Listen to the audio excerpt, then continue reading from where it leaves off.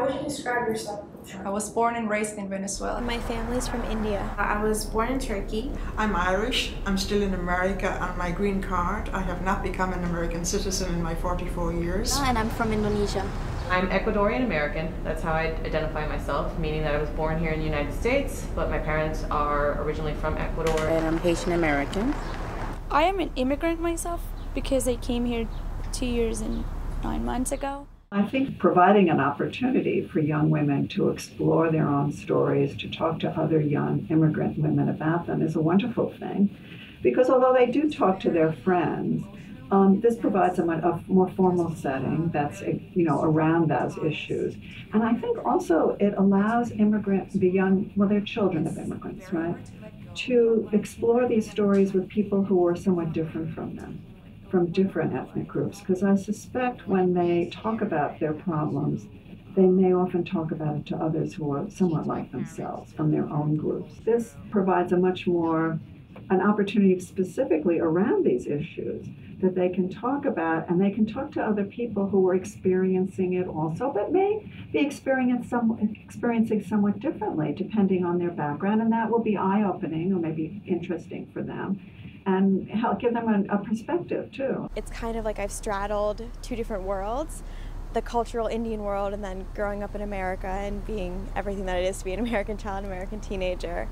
And then some of the bad, I would say, would be some of the stereotypes I had to deal with, some of the obstacles of having a family who didn't really understand the culture. The second generation, we call the U.S.-born children or U.S.-raised children of immigrants, have to navigate or straddle two different worlds of their parents and their parents' culture and that of their peers in American society. One issue that's really strong, that comes out in a lot of interviews that social scientists have done and research they've done with immigrant families, is this issue of discipline.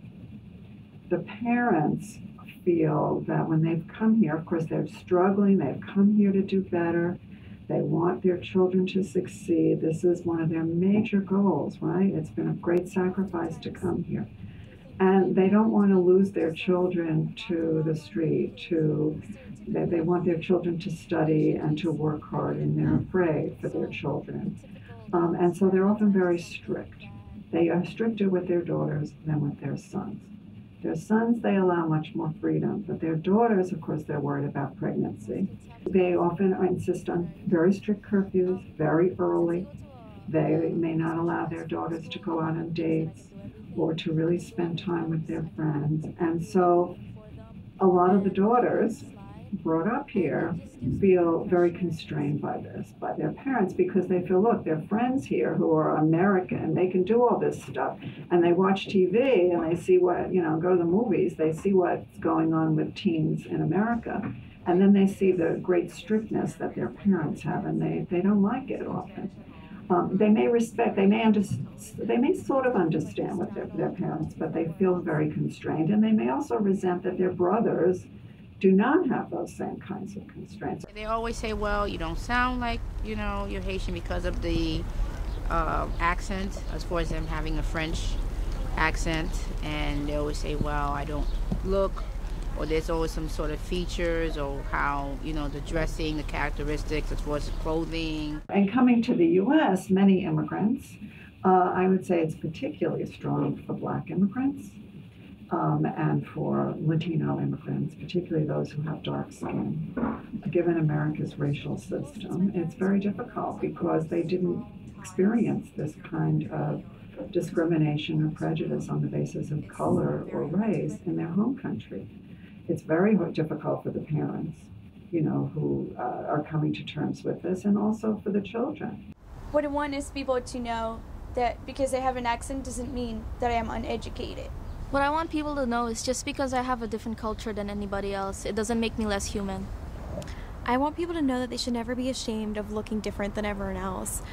Being an immigrant or a child of immigrants gives you a whole different perspective on the world, and it allows you to experience a culture that many people don't even have access to. Everyone to be happy. I really want, not about it being the race and the culture and ethnicity and where you're from and so forth. I mean, it's pretty much it's all one human race.